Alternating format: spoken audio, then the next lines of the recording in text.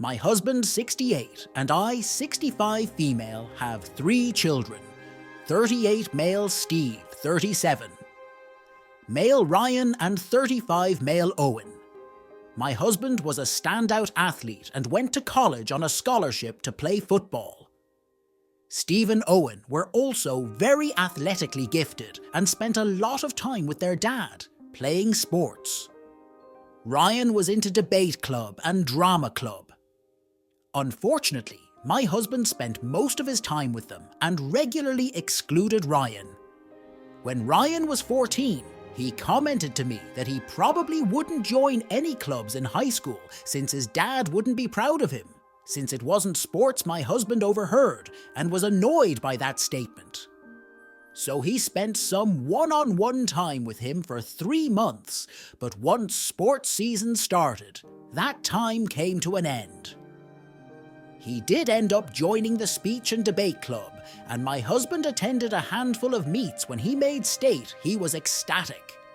We invited both families, and I told my husband he'd be better there with our 2 sons. They showed up but left to tour the college campus halfway through because the tournament was boring. They ended up missing our son's present. Ryan was devastated, and he told me that when he graduated, he was moving away for college and not coming back.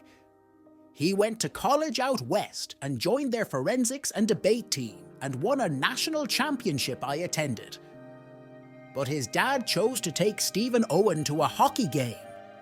Instead, Ryan ended up in law school and is now a junior partner at a firm. He got married a few years ago and just gave us our first grandchild. Last year, our son allowed us to meet our grandson, but then told us that he doesn't plan to move back ever or visit our hometown anytime soon, as he doesn't want any of his kids around my husband and his brothers because of the favoritism my husband was livid, and told Ryan it was time for him to grow up and stop blaming him for his issues. My husband is now angry because he feels like Ryan is being petty and stubborn and ridiculous. I finally had enough of his whining and told him that I had warned him about his exclusion of Ryan and blatant favoritism for his brothers over him, and that I have no sympathy for him. Now that Ryan has decided to cut him out, I told him he needs to go to therapy and work this out and his issues there.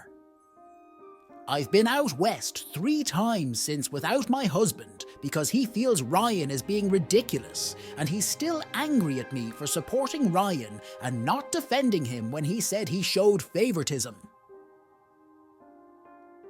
He used our other sons to try and guilt me into talking to Ryan about being immature and causing a rift. But I said I don't feel like it's my job to defend something I warned him about. Years ago, they told me I was being overdramatic, and now they see where Ryan got it from. I told them they were allowed their opinion, but I was no longer hosting family holidays, and they could fend for themselves from then on. So I went out west over Easter and spent it with Ryan and his family.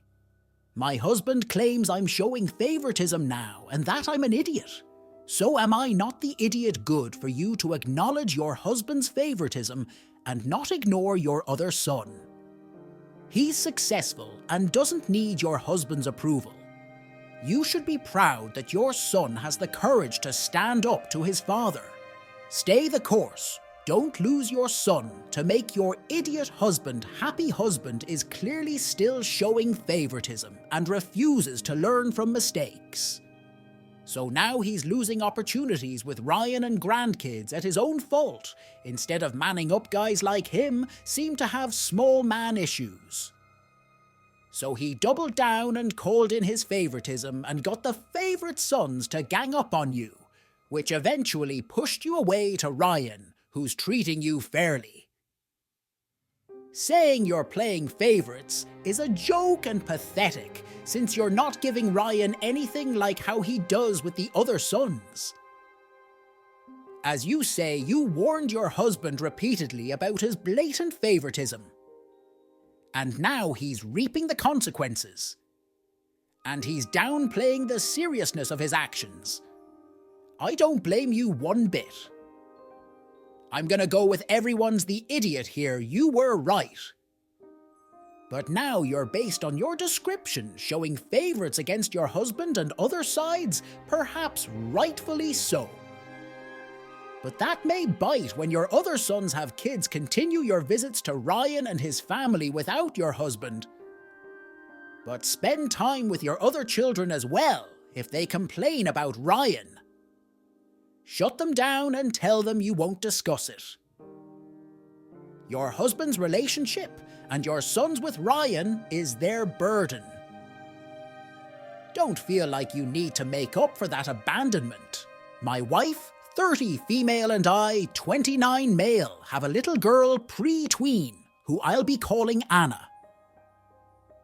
Now Anna has thick blonde curly hair that my wife adores ever since she was a toddler. She'd spend hours doing her hair every day, braiding it, straightening it, and styling it in all sorts of ways. As a result, our bathroom cabinets are always filled with a bunch of hair. Lotions, oils, creams, and other fancy products. I don't even know the names of, so I think it's more than fair to say that my wife's obsessed with the whole hair thing. Anna, however, has never been too fond of getting a hair done, or of anything that involves having to sit still for more than a few minutes before she got it cut. Her hair used to reach past her waist, and while it looked lovely, she hated getting it brushed, and every morning used to be a screaming fest between her and my wife lately. She'd been begging for a shorter haircut. My wife ignored her whenever the topic was brought up in hopes that she'd forget about it. But none of that happened. I think Anna realized she was getting nowhere with her mom because she started asking me to take her. Instead, I was reluctant to at first because I didn't know how my wife would react, but I agreed when I saw just how excited the kid was over something as simple as a haircut. So yesterday, I drove her to the hairdresser where she got to flip through many magazines and pick a picture of a haircut, and when she chose a short clipper cut, I knew I would be in deep trouble with my wife at that point, though there was no turning back. I mean, what could I really have done? Tell her that no, she can't get the haircut she was so over the moon about, or because her mom wouldn't like it. I couldn't do that. So we went ahead with a haircut, and by the end of it, Anna couldn't stop smiling. She went around the salon, showing it off to everyone, and even asked me to take a bunch of pictures. Even though she usually hates having pictures taken of her, we did get one rude comment from an older woman at the salon. Something along the lines of, "You can't even tell if she's a boy or a girl now." But Anna was way too excited about her hair to notice. And if she did notice, she didn't care when my wife got home from work that day. Things quickly took a turn for the worse. She refused to look at Anna, locked herself in her room, cried, got in the car and drove off. It's been a day now and she's still not back. It's honestly starting to worry me. I knew she wouldn't react well to the haircut, but I wasn't expecting her to take it this badly. The kid's upset too, and no matter how much I reassure her, she still thinks she's in trouble for getting her hair cut. Am I the idiot? I realize how attached my wife was to Anna's hair, but I still think it's just hair at the end of the day. The kid's old enough to decide these things for herself, and she was happy with the haircut. So I don't think I did something wrong here. Not the idiot, but crying, locking herself away and driving off, and not normal responses, even for someone really upset, is something else going on with your wife. There's a whole boatload of concerning behaviors here that seriously need to be dealt with. But right now, you need to make sure Anna knows that she did the right thing. Her hair is beautiful, and none of this is her fault or responsibility. Your wife needs to see her daughter as more than just a head of hair, besides being messed up exercising control over your kids. Bodies also just never goes well, for anyone. Mom is essentially removing any bodily autonomy for this poor girl, and she will probably grow up to resent her. It seems like she's already started. You are the idiot, but not for letting the kid have a haircut. She wanted that part is fine, for not taking the time and effort to sit down with your wife first and talk it out. Try and see why she was so attached to the hair. Try and get her to see that it's really the kid's call. Look for a solution, because this has to be about more than just hair. That is not a normal reaction to a child getting a haircut, no matter how much you dislike it. Do you really believe there's a scenario in which a conversation here will magically work wonders with someone who acts this crazy over her daughter's hair? Your wife sees the daughter as a trophy child, something she can show off Opie. This is probably the time for your wife to learn that Anna is her own person and has her own preferences. So please don't stop advocating for your daughter. My 26 male sister, 24, graduated from college. 2 years ago, her degree was in political science with a minor in finance. She's held one job, her current job, which she started 6 years ago. She works part-time in a clothing store. Her goal with her degree was to work in the office of a local or state or federal politician. Or her second choice is to work at a financial firm. It's been 2 years since she graduated, and she hasn't had any luck getting a political or financial job. I know the reason why my sister only dresses in vintage. She looks like she's from the 1950s. She calls it rockabilly.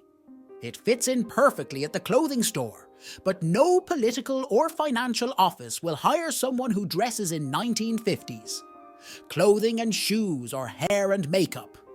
My sister dresses like this 24/7, 365. Even when she's alone or at night, she dyes her hair red and only wears heavy makeup. The last time she complained to me about not being able to find a job, I said she shouldn't go to job interviews unless she's dressed in modern and business formal clothes and hair and makeup. I only said something because she complained to me and wouldn't stop. She got furious with me.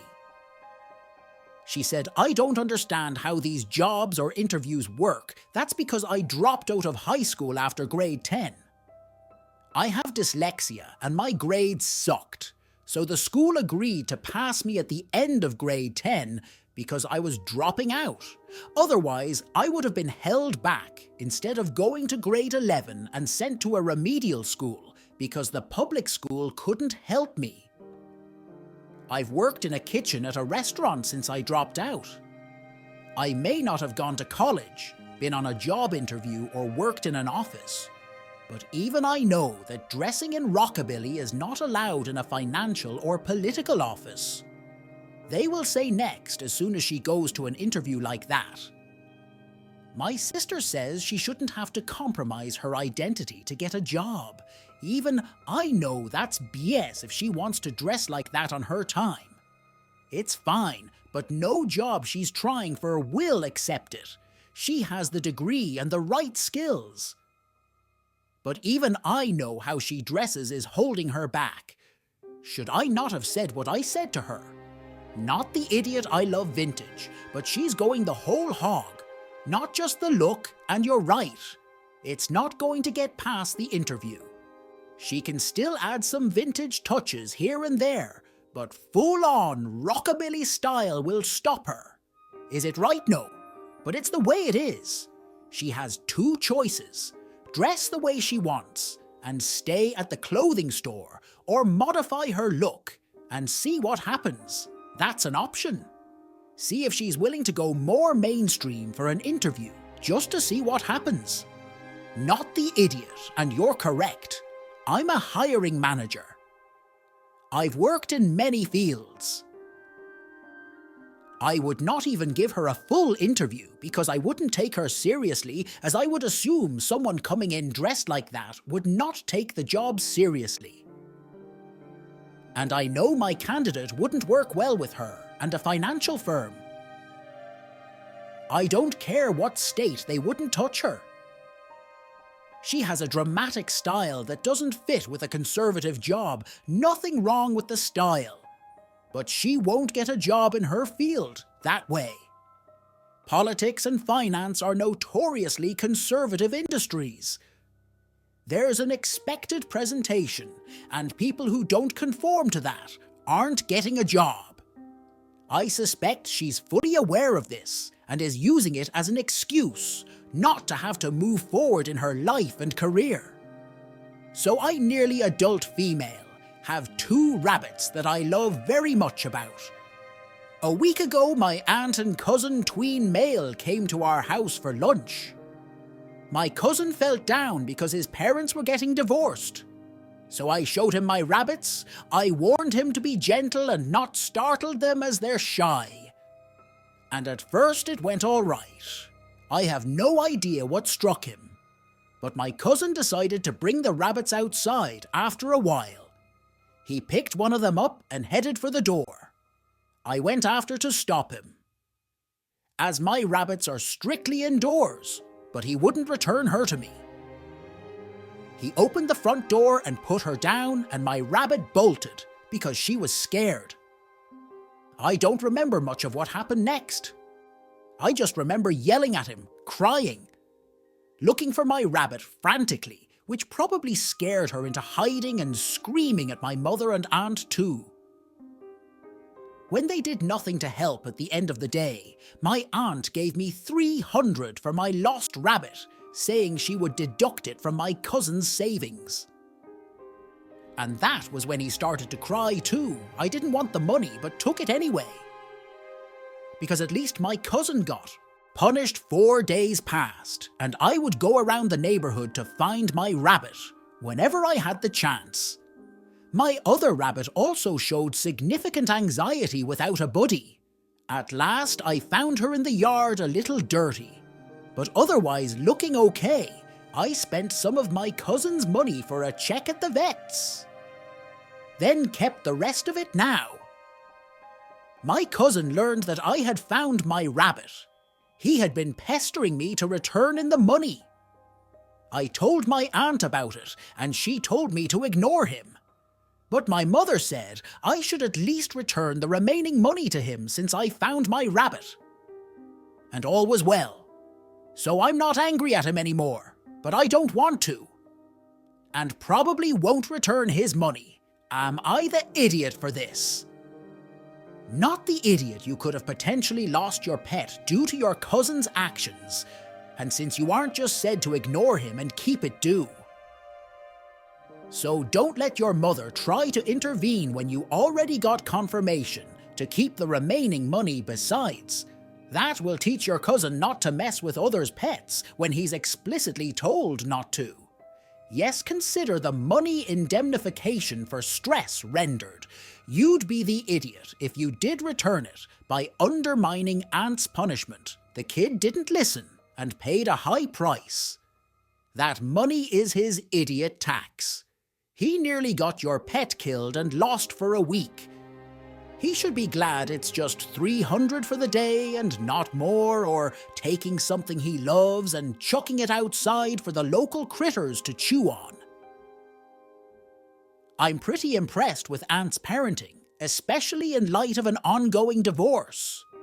Good for her for sticking to her guns on this.